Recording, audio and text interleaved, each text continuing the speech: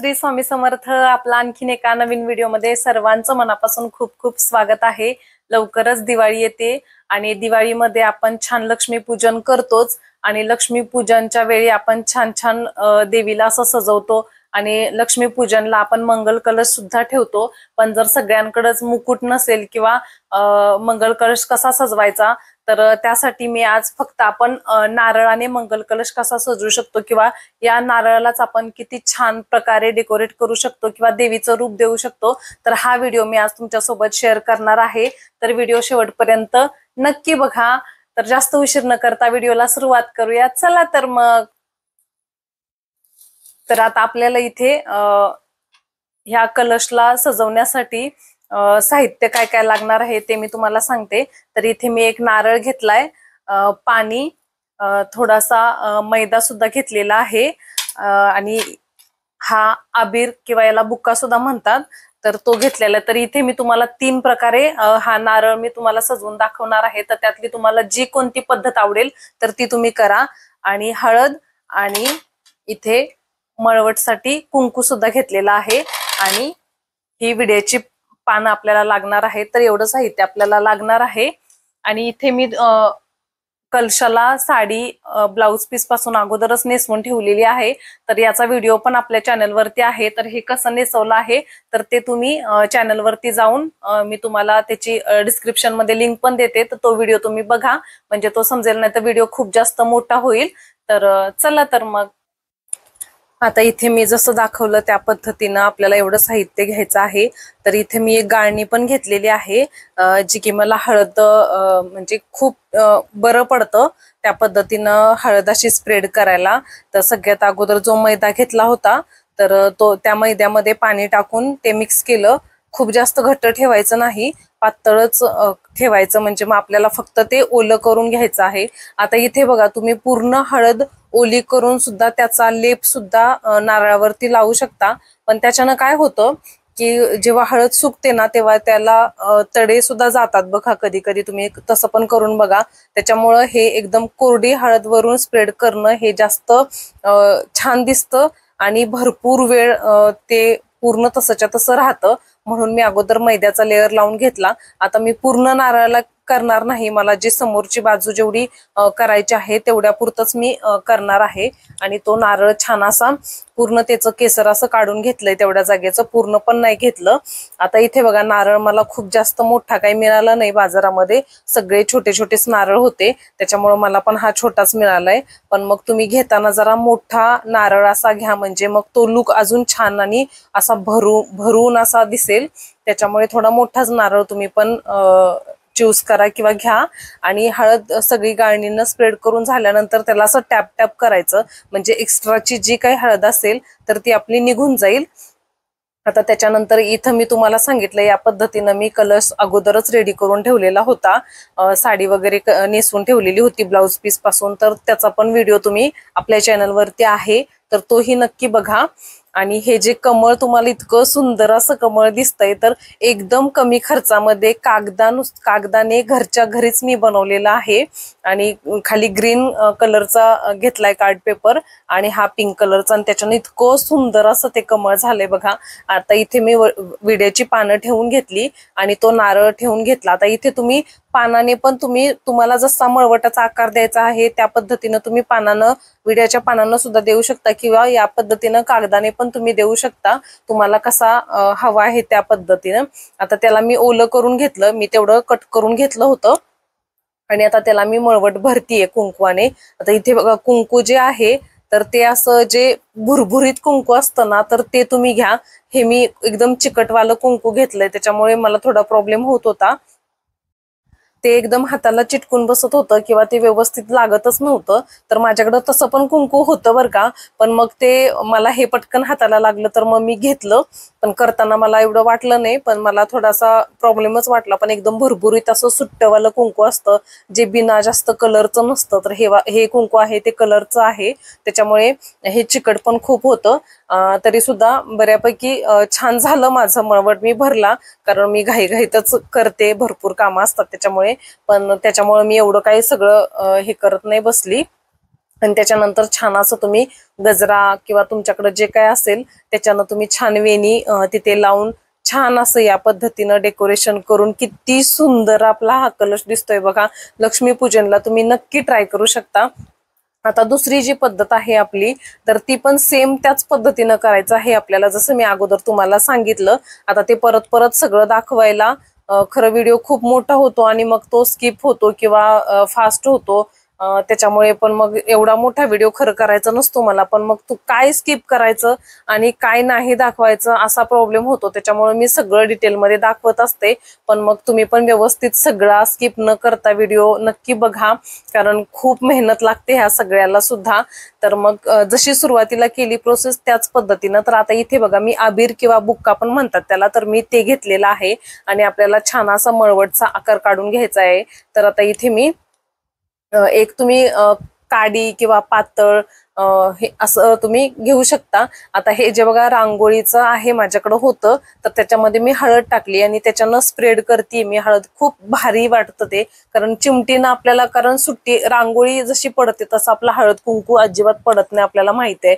तर हे खूप छान ट्रिक वाटते मला. तुमच्याकडे पण असेल तर तुम्ही नक्की यूज करा. आता इथे काय झालं, मला नारळ खूप छोटा मिळाला, त्याच्यामुळे मग मला मळवट सुद्धा तेवढा मोठा घेता नाही आला. तर इथे मळवट मोठा झाला, मी नंतर त्याला कोरून परत मी त्याला थोडासा छोटा केला. तर मी या पद्धतीनं ते टॅप केलं उलट्या साईडला, म्हणजे मग खाली आबीर हे नको व्हायला. आता फिनिशिंग नंतर तुम्ही तुमचं एकदा करून झालं का व्यवस्थित तुम्ही करू शकता. आता इथे बघा, आता याच्यावरती ते खाली जो आपण लेअर दिलेला होता मैद्याच्या पाण्याचा, त्याच्यामुळे इतकं छान बसतं बरं का ते. अजिबात तुम्ही जरी बोट लावलं ना तरी ते असं बोटासोबत निघून येत नाही. बघा, परत मी त्याला फिनिशिंग छान असं दिलं. आणि आता इथे मला परत मळवट भरायचा आहे, तर मी एका कागदाचा इथे तुम्हाला गोल जो काही असेल तर ते तुम्ही घेऊ शकता. आता कागद छोटा आहे आणि माझा हात ओला होता, त्याच्यामुळे तो कागद पण बसायलाच तयार नव्हता तिथे. तो मळवट पण आतमध्ये हळदीला किंवा त्या अबीराला अजिबात काही धक्का लागला नाही. आणि फायनली तो कागद बसला एकदाचा. आणि त्याच्यानंतर मग मी ते कुंकू त्याच्यावरती स्प्रेड केलं आणि छान असा मळवट भरला. इतकं सुंदर असं दिसतं. तर इथं अंबाबाईचा लुक या नारळाला द्यायचा विचार मी केला होता. तर त्याच्यामुळे म्हणजे कसं, जर तुमच्याकडे मुकुट नसेल तरी सुद्धा तुम्ही नारळाला असं छान पद्धतीनं सजवून पण तुम्ही लक्ष्मीपूजनला छान असं करू शकता. आता एक्स्ट्रावालं जे पडलेलं असतं, कारण ते ओलं नाहीये, त्याच्यामुळे तुम्ही फुंकर जरी मारली तरी ते पटकन निघून जातं आणि आपलं जे फिनिशिंग आहे ते इतकं सुंदर असं दिसतं. आता जे खालचं टोक आहे ना ते मी नंतर असं काढून घेतलं होतं. आता इथे बघा, जसं मी म्हणजे छोटा मळवट करून घेतला. आता इथे बघा, तुम्हाला आणखीन एक भन्नाट अशी ट्रिक सांगते मी. तर आता माझ्याकडे डोळे नव्हते बरं का, मी खूप जास्त मार्केटमध्ये जाऊन आज मी एवढी दुकानं फिरली असेल त्या डोळ्यांच्यासाठी, पण मला काही ते मिळालं नाही. ते मार्गशीर्ष मध्ये मिळतं. मग शेवटी नंतर काय ट्रिक केली बघा, जो आपला पिस्ता असतो ना, तर त्या पिस्त्याचं आतमधलं खाऊन घेतल्यानंतर जे टर्पल असतं ना, तर त्या टर्पलाचा मी डोळे म्हणून उपयोग केला. आणि इतकं सुंदर झालं बरं का ते. म्हणजे काहीतरी डोकं लावत होती मी, कशाने करू काय करू. तर मग मला हे सुचलं आणि छानपैकी मग इथे तुम्ही फेविक्विक किंवा काही पण गम असेल ते लावू शकता. पण मी ते गव्हाचं पीठ मळलं होतं आणि त्या गव्हाच्या पिठाने मी ते डोळे चिटकवले आणि छान बसले. पण व्यवस्थित जास्त पीठ वापरा आणि मग व्यवस्थित बसतात. थोडं एक्स्ट्रा जातं बाजूला, पण ठीक आहे, त्याच्यानं काय एवढा हे काय प्रॉब्लेम येत नाही, तर व्यवस्थित होतं. तर त्या पद्धतीनं तुम्ही असा सुद्धा वापर करू शकता जर तुमच्याकडे डोळे नसतील तर, असं काहीतरी ट्रिक करून. आता इथे जे आपलं आयलाइनर असतं ना, तर त्याचा मी वापर केलेला आहे. किती सुंदर असे दिसतात बघा आपले डोळे. तर त्याच्यावरती मध्ये मी असं 2 टिपके दिले होते आणि कसं काय सुचलं मला काय माहिती, आणि ते खूपच छान झालं. म्हटलं बघूया कसं होतंय, ट्राय तरी करूया, पण छानच झालं. तर असं काहीतरी तुम्हीही करू शकता जर तुमच्याकडे नसेल तर. आता याच्यानंतर मला इथे नथ लावायची होती. तर नथला जो डबल स्टिकचा जो असतो, काय म्हणतात त्याला, जे आपण चिकट टेप वगैरे घेतो, तर तो डबल स्टिकचा पण असतो, तर त्याचा पण तुम्ही वापर करू शकता. तर आता माझ्याकडे तेही नव्हतं, तर मी गव्हाचं पिठालाच ते नथला लावलं, गव्हाचं पीठ, आणि त्याच्यानं मी ती नथ तिथे लावून घेतली आणि एक्स्ट्राचं जेवढं काढता आलं तेवढं मी काढलं. तर खूप सुंदर असं दिसत होतं ते पण. आणि जी मी फुलं आणली होती शेवंतीची, तर त्याचा मी छान असा हार बनवून घेतला होता, म्हणजे वेणी बनवून घेतली होती. आणि त्याच्यानं खूपच सुंदर असा लुक आलेला होता। तर हा आपला दुसरा लुक झाला आणि किती सुंदर असं दिसतंय बघा। नारळानं सुद्धा आपण छान छान पद्धतीने करू शकतो आणि जे कमळ आहे ते तर अप्रतिम असं दिसतंय। तर या पद्धतीने तुम्ही सुद्धा घरच्या घरी कमी खर्चामध्ये ह्या सगळ्या गोष्टी करू शकता आणि लक्ष्मीपूजनला तो सगळा देखावा आणि ते सगळं सजवू शकता। तर आता इथे आपला तिसरा लुक बघा। आता पूर्ण केसरा सकटचा नारळ मी घेतलेला आहे आणि त्याच्यावरती गव्हाचं पीठ जे मळलेलं होतं तर त्याचा आपल्याला डायरेक्ट असा चेहरा बनवायचा आहे, तोंड बनवायचं आहे। तर ते पीठ त्याच्यावरती लावून घेतला आता। तर बघा हे मी बनवलेलं नाहीये, माझी मैत्रीण आहे बाजूची, तर त्यांच्या इकडे म्हणजे कन्नड किंवा कर्नाटकच्या साईडला या पद्धतीचे देवीला आवर्जून पिठाचाच असा चेहरा बनवून त्यांचं रात्रभराचं जागरण असतं तर ते करतात। तर तिला हे माहित होतं म्हणून मग ती म्हटली का आमच्याकडे असंच करतात। मग म्हटलं चल मग तूच कर म्हणून। तर मग हे तिनं बनवलेलं आहे चेहरा आणि खूप सुंदर असं तिनं केलेलं आहे बघा। तर पीठ अगोदर त्या नारळाला पूर्ण लावून घेतला। आता इथे माझ्याकडे मोठा कलश होता, तो छोटावाला तांब्या मी आता घेतला नाही, मी कलश म्हणजे तो मोठावाला आपल्याकडे कलश असतो तर तो घेतलेला आहे, कारण नारळ हा मोठा आहे म्हणून। तर जसं मी तुम्हाला म्हटलं का पिस्त्याचे जे टरफल होतं तर त्याचाच मी इथे पण डोळा म्हणून वापर केलेला आहे आणि ते फक्त त्याच्यामध्ये खोचून दिलं आणि तिनं छान अशा आयब्रोज केल्या। आता इथे तुम्ही जे पीठ लावलेलं आहे तर त्याच पिठाला आकार देऊ शकता किंवा तुम्ही एक्स्ट्रावालं वेगळं पीठ सुद्धा असं लावून तुम्ही त्याला नाक किंवा जे आपले जे अवयव असतात चेहऱ्याचे तर ते तुम्ही इथे करू शकता किंवा ओठ वगैरे असं त्याच पिठातून करू शकता किंवा एक्स्ट्रावालं असं घेऊन पण तुम्ही देऊ शकता। तर तुम्हाला जसं आवडेल जसं जमेल त्या पद्धतीनं तुम्ही करा। तर इथे छान असं तिनं अगोदर पीठ लावून घेतलं, छान असे डोळे करून घेतले आणि छान असं नाक पण केलं। तर तिने एक्स्ट्रा पीठ ते वापरलं होतं आणि त्याच्यामध्ये नाकामध्ये जे आपलं इयरबड असतात तर ते घालून छान असं नाक पण तयार केलं।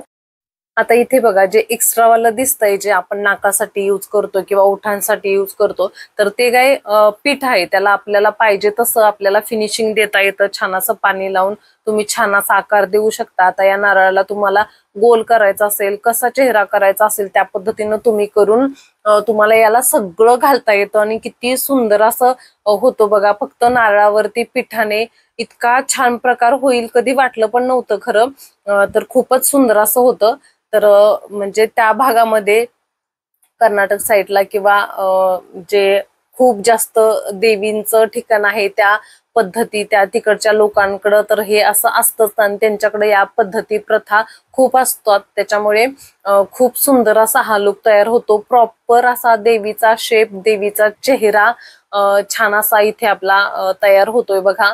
छान अशा आयब्रोज आणि डोळे आणि इतकं सुंदर असं वाटतं, ते डोळे तर सेम असे देवीचे जसे असतात त्या पद्धतीनंच छान असा लुक देऊन आपल्याला सगळं याला छान असा मेकअप सुद्धा करता येतो, नथ घालता येते, लिपस्टिक लावता येते, कानातलं घालता येतं। तर तुम्ही नक्की तुम्हाला या तिन्ही मधला कोणताही प्रकार जरी तुम्हाला आवडला असेल तर तुम्ही या लक्ष्मीपूजनला या पद्धतीचा लुक तुम्हीही क्रिएट करा आणि बघा इतकं सुंदर असं तुमचं ते लक्ष्मीपूजनचं सगळा दिसेल। पूर्ण ते देवघर म्हणा किंवा ते लक्ष्मीपूजन म्हणा तुम्ही बघतच राहाल। या पद्धतीनं छान अशा पद्धतीनं तुम्ही सजवू शकता कलश। तर बघा इथे आपले आता डोळे छान असे तयार झालेले आहेत। तर आपल्याला आता इथे आपण नथ पण घालणार आहोत, कानातलं पण घालणार आहोत आणि मळवट सुद्धा भरणार आहोत। तर या पद्धतीनं छान असं आपला देवीचा हा तिसरा प्रकार झाला बघा, किती सुंदर असं वाटतंय। तर आता त्या भागामध्ये जिथं देवींची पूजा जास्त केली जाते बघा, कर्नाटक किंवा जी कन्नड लँग्वेज मध्ये असतात त्या ठिकाणी तर देवींना म्हणजे पिठाने नारळाला असं सजवून त्यांच्याकडं हा मानच असतो, पूर्ण रात्रभर जागरण करून देवीला असं सजवलं जातं, पिठानेच मानच असतो त्यांचा। त्याच्यामुळे नक्कीच आपण पण लक्ष्मीपूजनला हे करू शकतो देवीचं रूप आणि छान असा मळवट पण भरला बघा, किती सुंदर असं वाटतंय। आणि विशेष म्हणजे पूर्ण रात्रभर म्हणजे अजिबात ते सुकत नाही, तडा जात नाही, इतकं सुंदर असं दिसतं बघा। पूर्ण आपला हा लुक तयार झाल्यानंतर बघा किती सुंदर असं वाटतंय। तर तुम्हाला जर हा लुक आवडला असेल किंवा तिन्ही मधला जो कोणता आवडला असेल तर तो तुम्ही या लक्ष्मीपूजनला नक्की तुमच्याही देवघरामध्ये किंवा लक्ष्मीपूजनामध्ये असा कलश नक्की सजवा। आणि तुम्हाला जर माझे व्हिडिओ आवडत असतील तर आपल्या चॅनलला लाईक, शेअर, सबस्क्राईब करायला अजिबात विसरू नका। आणि हा पण व्हिडिओ आवडला असेल तर तुमच्याही मैत्रिणींना शेअर करा।